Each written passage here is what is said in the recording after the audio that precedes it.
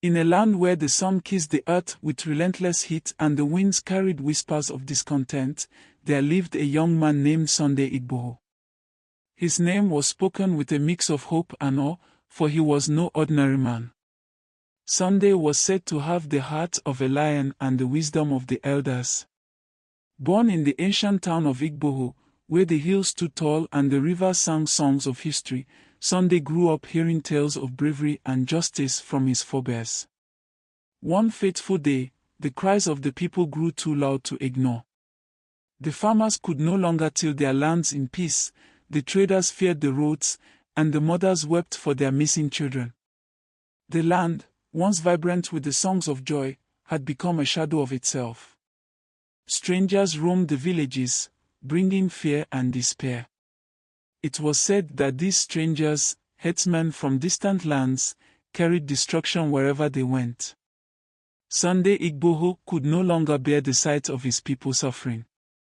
He stood before the elders, his voice steady like the harmattan breeze, and declared, "I will not let the land of our ancestors fall to ruin.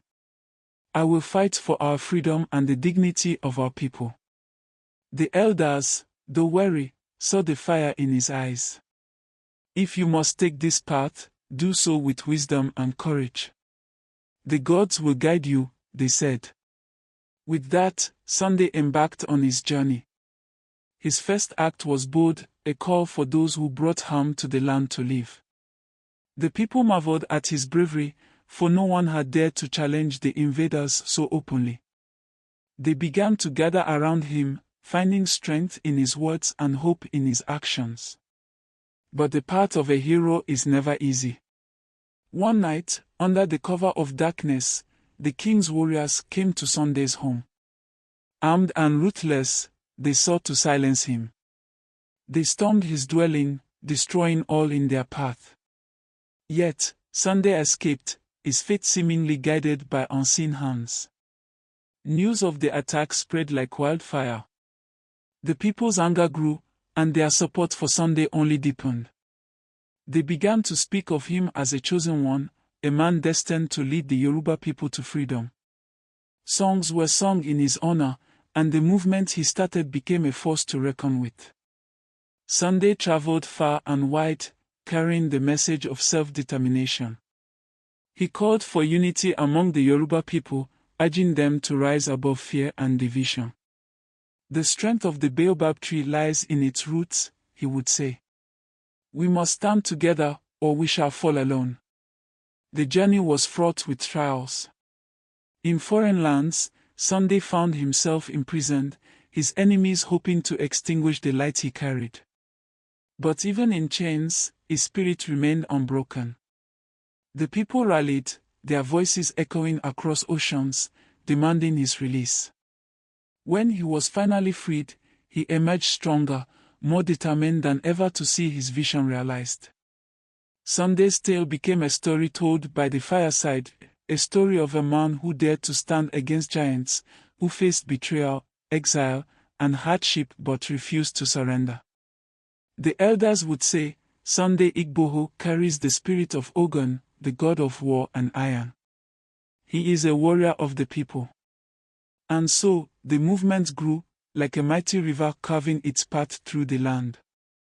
The Yoruba people, inspired by their hero, began to dream of a future where they could live with pride and purpose.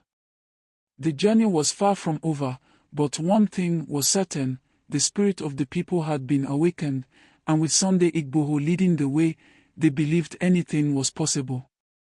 The story of Sunday Igboho did not end with his escape or imprisonment, it was only beginning to unfold. Like the great heroes of old, his journey was marked by trials that tested his resolve and triumphs that emboldened his people. The tales of his exploits reached the ears of farmers in the valleys, fishermen by the coast, and merchants traveling distant roads. His name became a chant, carried on the winds as a symbol of defiance and hope. One day, Sunday stood before a gathering of chiefs and youth leaders under a great iroko tree. The sun blazed overhead, but the crowd was undeterred, their faces glowing with anticipation. Sunday raised his hand, and silence fell over the assembly. Our fathers told us stories of when this land flourished, he began. They spoke of the days when the Yoruba people stood tall, a beacon of culture, wealth, and wisdom. Today, we see a different story, a story of neglect, exploitation, and despair. But this is not the story we must leave for our children. The time has come to rewrite it. The people cheered, their voices shaking the leaves of the Iroko tree. It was here that the seeds of a great movement were sown. Sunday Igboho and his followers began organizing rallies, gatherings filled with songs and speeches that stirred the hearts of the people. Drummers played rhythms that awakened the warrior spirit within the crowd, while dancers moved with the grace of the gods, telling stories through their steps. At these rallies, Sunday's words rang out like a clarion call. We are not slaves in our own land. We are the sons and daughters of Oduduwa, heirs to a proud legacy. If the rulers of this nation cannot protect us, we must protect ourselves. If they deny us justice, we must seek it ourselves. As Sunday's movement gained momentum, he became a target for powerful enemies. The rulers of the kingdom saw his influence as a threat. They sent emissaries to dissuade him, offering riches and titles if he would abandon his cause. But Sunday stood firm, replying, "What is the worth of gold if my people live in chains?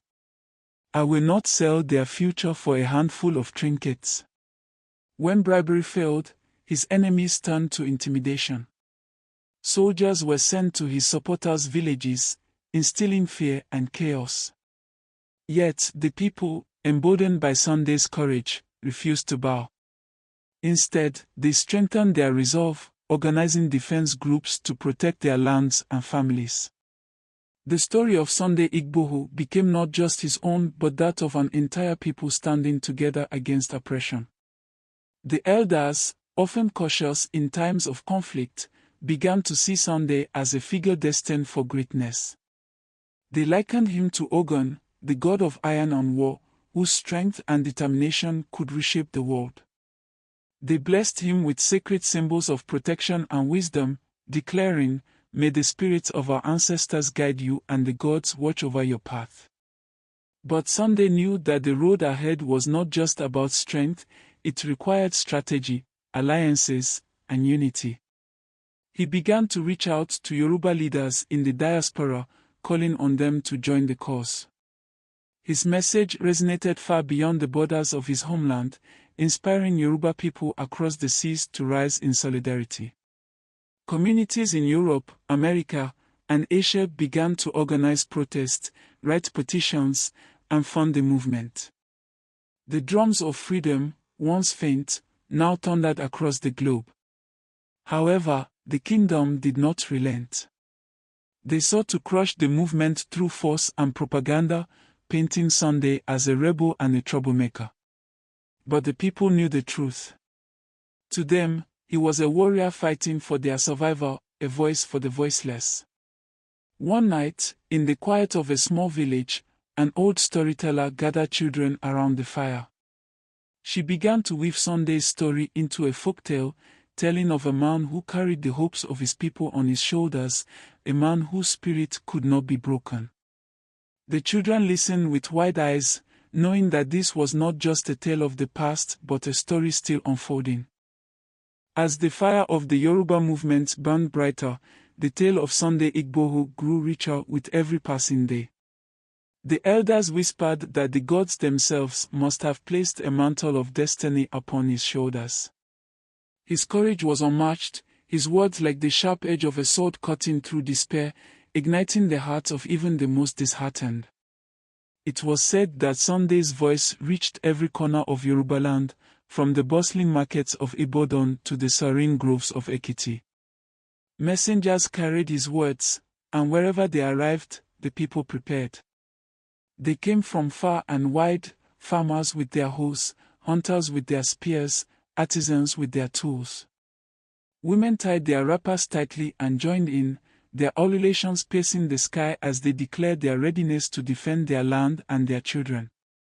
Sunday, standing atop a large stone under the ancient baobab in Oyo, addressed the largest gathering ever seen. The crowd stretched as far as the eye could see, a sea of determination under the blazing sun. "Our land is our inheritance," Sunday thundered, his voice echoing through the hills. "Our culture, our language, our identity, they are the gifts of our ancestors. We must never let them be taken from us. Today, we declare to the world, the Yoruba people will not be silenced." The crowd roared in response, shaking the earth with their chants of Ujuaibi Wa'o. Odujowa will protect us. It was at this gathering that Sunday revealed the sacred flag of the Yoruba Nation, a banner of green, white, and blue, with the image of a radiant sun in the center. It symbolized their unity, their connection to the land, and the light of freedom they sought. But as Sunday's influence grew, so too did the dangers. In the court of the rulers, plans were hatched in secret chambers. They could not tolerate a man who had the power to unite a people. One fateful night, as Sunday rested in the village of Egangan, soldiers surrounded the settlement. Armed with guns and orders to capture him at all cost, they moved swiftly, their boots heavy against the soft earth. But the villagers, ever vigilant, spotted the intruders. They lit fires and sounded the talking drums, a coded alarm that traveled faster than any horse. By the time the soldiers reached Sunday's dwelling, he was gone, spirited away through the forest by guides who knew its paths as intimately as they knew their own names. The soldiers, enraged and humiliated, left a trail of destruction in their wake. Homes were burned, and crops trampled. But even in the face of such brutality, the people stood strong. They rebuilt what was destroyed, their resolve stronger than ever. Sunday's escape became another legend in his growing tale, a story of divine protection and the unyielding spirit of a people. Beyond the shores of Yorubaland, Sunday's call for self-determination reached the ears of Yoruba descendants scattered across the globe. In London, they marched through the streets, holding banners that read, "Freedom for Yoruba Nation." In New York, the Yoruba Diaspora organized rallies, their voices echoing through the concrete jungle. From South Africa to Canada, the message was the same: the Yoruba people would not stand alone. Sunday, in his wisdom, recognized the power of these allies. He sent emissaries to gather their support, urging them to use their voices and resources to strengthen the cause. The diaspora responded with fervor, funding legal battles, amplifying the message through social media, and connecting with international organizations to bring attention to the plight of the Yoruba people. One day, Sunday visited the sacred grove of Osun-Osogbo, a place revered by the Yoruba people as the home of the goddess Osun. There, under the shade of ancient trees and the watchful eyes of the priestesses, Sunday sought guidance. The chief priestess, clad in flowing white robes, emerged from the shrine holding a calabash of sacred water. She poured it onto the earth and spoke, her voice trembling with the weight of prophecy. "The road ahead is long and treacherous," she warned. "The oppressors will not yield easily, and the land will weep before it rejoices.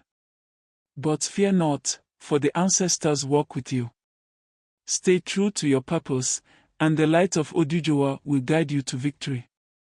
Sunday bowed his head in gratitude, taking the priestess's words as both a blessing and a charge.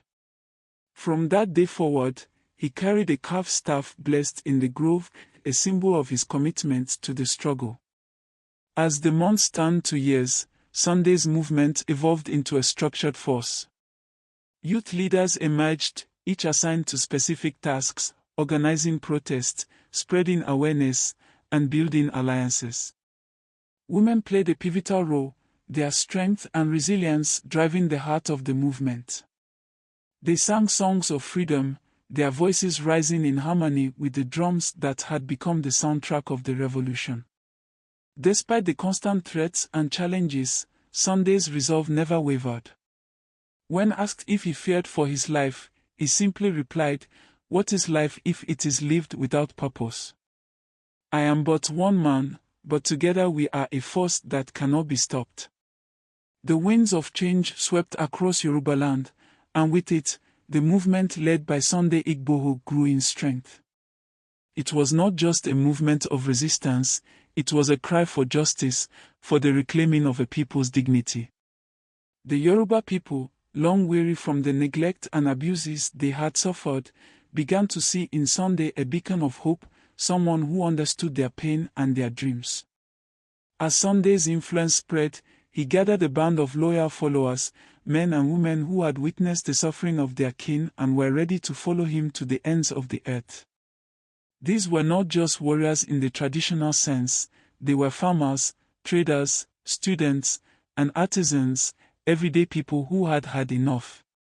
Together, they organized rallies, not just in the dusty villages of their homeland but also in the bustling cities where the stories of their struggle had not yet reached. In the heart of Lagos, the capital, thousands filled the streets with chants of unity and defiance. The city, which had once felt like a distant land of opportunity for the Yoruba people, became a symbol of their resistance. With banners flying high and the drumming of hope reverberating through the air, the people's message was clear: they would no longer accept the status quo. "We will be free," they sang, their voices rising with the power of the ancestors. Sunday Igboho's journey was not one of smooth paths. Every victory was met with greater opposition. His name had become synonymous with rebellion in the eyes of the Nigerian government, and they knew they had to do everything in their power to stop him. Yet, they underestimated the power of a people united by a common cause, driven by the fire of their past and the vision of their future. The raids on his homes, the threats of imprisonment, the campaigns of misinformation, they all came and went like storms, but Sunday remained steadfast. Every setback was but a reminder to the Yoruba people that their fight was just. He had become a symbol of resilience, not because of his military strength, but because of the unwavering belief that the Yoruba people had the right to determine their own future. The gods themselves seemed to favor his cause, as each time the forces of the kingdom moved to silence him, something miraculous happened. It was as if the land itself conspired to protect him. Paths were hidden from the enemy, messages reached their destination through secret networks, and the people rallied with an unstoppable vigor. But even as the movement surged, challenges arose from within. Not all were in agreement with Sunday's methods. Some believed that their cause could be won through diplomacy, through sitting down with the government and negotiating for better treatment. Others wanted to take a more aggressive approach, calling for armed rebellion. These differences sparked heated debates among the leaders of the movement, yet Sunday remained the unifying force. His leadership was not one of dictation but of consultation. He listened to the elders, he listened to the youth, he listened to the women who had borne the weight of hardship for generations. His wisdom lay in his ability to bring together those with differing views and guide them toward a shared goal. He was a man of the people, for the people, his heart beat with the pulse of Yorubaland. As the movement continued to grow, so did the international attention it attracted. Sunday's name echoed not only in Nigeria but across the globe. The Yoruba diaspora, spread across continents, began to take action. They wrote letters, held protests, and advocated for the recognition of the Yoruba Nation's right to self-determination. They shared their stories with the world, telling of their people's history, their culture, and their enduring spirit. The Yoruba cause was no longer just a regional issue, it was a global cry for justice. Yet, no victory came without sacrifice. Sunday Igboho's journey took a personal toll on him. He was forced into exile, leaving behind his home and family, living under the shadow of constant threats. He endured the pain of separation from his people, and even as he continued to lead, the distance between him and his homeland grew. but his love for the Yoruba people burned brighter than any hardship he faced. In the quiet moments, when he sat alone in a foreign land, Sunday would think of the home he once knew, the sounds of the marketplace, the laughter of children playing in the fields, the smell of freshly cooked meals wafting through the air. These memories filled his heart with a deep yearning. He knew the road ahead would be long and fraught with peril, but he also knew that the fight for freedom was worth every sacrifice. And so, the movement pressed on. The people, though scattered across the world, were united by the same vision, a Yoruba nation, free from oppression, free to determine its own destiny. Sunday Igboho's name became a part of the fabric of their history, woven into the stories passed down through generations. The Yoruba people, inspired by his courage, began to dream again. They dreamed of a land where their children could grow without fear, where their culture could flourish without restraint, where their voices would no longer be drowned out by the powers that sought to silence them. As the years passed, the story of Sunday Igboho became more than just the tale of one man. It became the story of a people's struggle for justice, a struggle that would continue as long as the sun shone on the land and the rivers flowed through the hills. It was a story of hope, of resilience, and of an unbreakable will to be free. And though the journey was still unfolding, one truth remained: Sunday Igboho's name would forever be etched in the annals of history as the man who dared to dream of a free Yoruba nation, and the people who stood beside him, ready to fight for their future. As the fire of the Yoruba movement spread, it began to draw not only villagers, traders, and artisans but also the educated elite, those who had long been observers but now felt the undeniable pull of their roots. Doctors, professors, lawyers, engineers, and students from prestigious universities in Yorubaland and abroad began to see the movement as more than just a local cry for justice. It was a call to arms, not of violence, but of intellect, strategy, and diplomacy.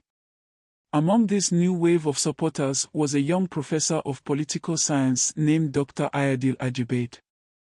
Known for his sharp mind and fiery speeches, Ayadil had always spoken of the right of every people to self-determination. He saw in Sunday Igboho's movement a rare opportunity, a chance to transform the yearning of the Yoruba people into a global movement for justice. Ayadil was among the first to propose the formation of a formal organization to unify the Yoruba struggle on an international stage. Thus, the International Organization for Yoruba Independence, IOYI, was born. Its headquarters were unofficially established in London, a city that had long been home to a vibrant Yoruba diaspora. The IOYI attracted Yoruba professionals from across the globe, who brought with them not just their passion for their homeland but also their expertise in international law, human rights advocacy, and diplomacy. The IOYI worked in secret, operating through encrypted communications and underground networks. Its members understood the risks they faced. Spies and agents of the Nigerian government were everywhere, seeking to dismantle the movement before it gained too much traction. But this did not deter them. The Yoruba people had faced greater dangers before, and they were not about to let fear silence their voices. The educated Yoruba members of the IOYI worked tirelessly, often in the dead of night. They drafted detailed petitions to international bodies like the United Nations and the African Union, outlining the human rights abuses faced by their people and making a compelling case for self-determination under international law. These petitions were accompanied by meticulously gathered evidence, videos, testimonies, and documentation of the violence and neglect that had plagued Yorubaland. The IOYI also launched an ambitious campaign to win the hearts and minds of the global community. They engaged with journalists, academics, and activists, sharing stories of the Yoruba people's rich history and their current struggles. Articles began to appear in major newspapers, documentaries aired on global networks, and discussions about Yoruba independence began to surface in international forums. Meanwhile, in Yorubaland, local operatives of the IOYI worked closely with Sunday Igboho and his inner circle. They provided resources for organizing peaceful rallies, facilitated communication between various factions of the movement, and ensured that the message of self-determination remained clear and consistent. The IOYI became the brain behind the movement, complementing the heart and spirit that Sunday embodied. The involvement of the educated elite brought a new layer of strategy to the movement. The IOYI introduced structured leadership and operational plans, ensuring that the movement could withstand the constant pressure from Nigerian authorities. They organized leadership training sessions for grassroots leaders, teaching them how to mobilize their communities effectively without resorting to violence. One of the most significant achievements of the IOYI was the establishment of a Yoruba diplomatic mission in key countries. These missions operated unofficially but were instrumental in creating awareness and building alliances. In Washington, D.C., a Yoruba diplomat named Bolaji Alobi worked tirelessly to meet with U.S. senators and representatives, emphasizing the importance of supporting self-determination movements as a cornerstone of democracy. In the European Union, a group of Yoruba scholars submitted a groundbreaking report that detailed the economic potential of an independent Yoruba nation. The report highlighted the region's natural resources, its vibrant culture, and its strategic importance as a hub for trade and innovation. This report was a masterstroke, shifting the narrative from one of victimhood to one of opportunity.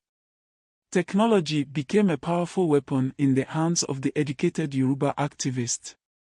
The IOYI developed a secure online platform where supporters could share updates, coordinate activities, and raise funds. Social media became an invaluable tool for spreading the movement's message. With hashtags like #YorubaNationNow and #OdujuwaRising, the IOYI managed to reach millions of people worldwide, sparking conversations about Yoruba self-determination in places as far away as Australia and Brazil. The organization also launched an educational campaign targeting the younger generation. Online courses and seminars were organized, teaching Yoruba history, language, and culture to children and young adults who had grown up in the diaspora. This not only strengthened their connection to their heritage but also ensured that the flame of the movement would burn brightly in the future. The turning point came when the IOYI secured a meeting with a prominent international human rights organization. The presentation, led by Dr. Ayadil Ajibade, was both powerful and heartbreaking. It painted a vivid picture of the systemic injustices faced by the Yoruba people, stories of farmers who had lost their lands, families torn apart by violence, and children who had grown up knowing nothing but fear. The presentation ended with a simple yet profound statement: the Yoruba people do not seek war. We seek peace, dignity, and the right to determine our own future. Is that not the essence of freedom? The room erupted in applause. The organization pledged to take the Yoruba cause to the United Nations, marking the first time the movement would gain formal recognition on such a global platform. With each passing day, the movement grew stronger. The educated Yoruba people, once seen as mere intellectuals disconnected from the struggles of the grassroots, became the architects of a new chapter in Yoruba history. They worked in harmony with Sunday Igboho and his followers, ensuring that the movement was both grounded in the reality of Yorubaland and elevated to the heights of international diplomacy. As the Yoruba people watched their cause gain global attention, a new sense of pride and unity swept through the land. The movement was no longer just about resistance, it was about reclaiming a heritage, a culture, and a future. And at the center of it all stood Sunday Igboho, the man who had sparked a revolution with his courage, his conviction, and his unshakable belief in the power of his people. The Yoruba movement had grown into a formidable force, one that reverberated across the globe. The educated elite, the grassroots leaders, and Sunday Igboho himself had all contributed to creating a wave that no one could ignore. The International Organization for Yoruba Independence, IOYI, had successfully positioned the cause on the world stage, drawing attention from nations, human rights groups, and even sympathetic leaders within Nigeria. But with every surge of progress came an equal and opposite force. The Nigerian government, threatened by the growing unity and influence of the Yoruba people, doubled down on its efforts to suppress the movement. Raids intensified, arrests were made, and propaganda filled the airwaves, painting the movement as a rebellion meant to destabilize the country. Yet, the more they tried to silence the Yoruba people, the louder their voices became. In a quiet conference room in Geneva, representatives of the IOYI sat across from officials of the United Nations Human Rights Council. It was a historic moment, one that marked the first time the Yoruba cause was formally presented at such a high level. Dr. Aidil Ajibade, now a key figure in the movement, delivered an impassioned speech recounting the plight of the Yoruba people and their unwavering desire for self-determination. "We do not ask for pity," Aidil said, his voice steady and firm. "We ask for recognition of our humanity, our history, and our right to shape our own destiny. The Yoruba Nation seeks peace, prosperity, and justice, not just for ourselves, but for all who call this land home." The council members listened intently, and while no immediate promises were made, the Yoruba delegation left with a sense of accomplishment. Their struggle was now documented in the annals of international advocacy, a seed planted in fertile soil. Back home, the movement reached a boiling point. The people, emboldened by the progress on the global stage, began organizing even larger rallies. In Ibadan, the streets overflowed with tens of thousands of people waving the flag of the Yoruba Nation. Songs of hope and defiance filled the air, and the drums of unity beat louder than ever before. But the government was watching, and they were determined to make an example of Sunday Igboho and his closest allies. On the eve of what was to be the largest rally yet, word spread that security forces were planning a massive crackdown. Tensions were high, and the leaders of the movement gathered in secret to decide their next steps. "We cannot let fear dictate our actions," Sunday said, his voice calm but resolute. "This movement is bigger than any one of us. If they come for me, let them. But the Yoruba spirit cannot be silenced." His words carried weight, and the leaders agreed to proceed cautiously. The rally was scaled back, but the message remained clear: the Yoruba people would not back down. As dawn broke over Yorubaland, news spread like wildfire: Sunday Igboho had been detained at a border crossing. His arrest sent shockwaves through the movement, and for a moment, it seemed as though the momentum might falter. But instead of breaking the spirit of the people, it galvanized them. Protests erupted across the land, and calls for his release came from every corner of the globe. The IOYI worked tirelessly behind the scenes, leveraging its connections and resources to advocate for Sunday's freedom. Their efforts bore fruit when international pressure forced the Nigerian government to release him under strict conditions. While Sunday was unable to return to his homeland immediately, his exile only added to his legend. The Yoruba movement was now at a crossroads. The foundations had been laid, and the momentum was undeniable. But the path to self-determination was still fraught with challenges. The people knew that the fight would be long and that victory would require not just courage but also unity, strategy, and patience. Sunday Igboho, now a symbol of resilience and hope, remained steadfast in his commitment. From his place of exile, he continued to guide the movement, working closely with the IOYI and other leaders to keep the dream alive. And so, the story of the Yoruba struggle for independence reached a pause, not an end, but a moment to reflect, regroup, and press forward. The people of Yorubaland, inspired by the sacrifices and leadership of their champions, were more determined than ever to see their dream become reality.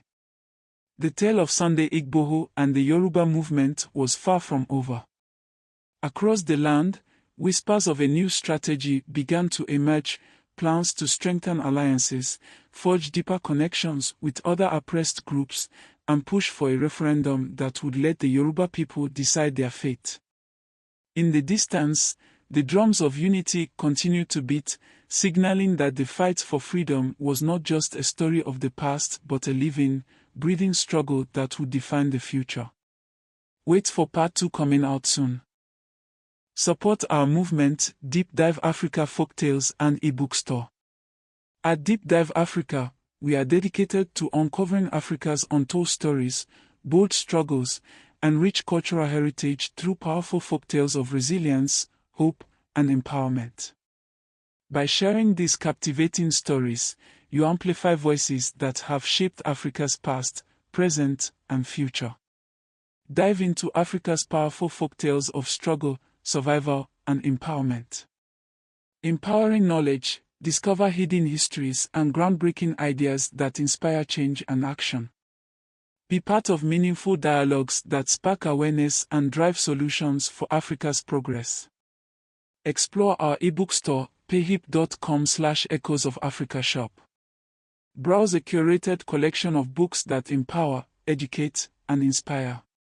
Whether you're passionate about history, culture, or social justice, you'll find resources that deepen your understanding of Africa's journey. Every purchase helps sustain our mission to keep critical conversations alive and to amplify the voices of changemakers across the continent. Stay connected. Follow us here. Facebook.com/DeepDiveAfrica. X, Twitter @DeepFolkTales. YouTube, youtube.com/@deep-dive-africa. Join the movement. Empower the message. Your support fuels our mission to amplify voices, break boundaries, and inspire a brighter future for Africa. Subscribe, follow, and shop today.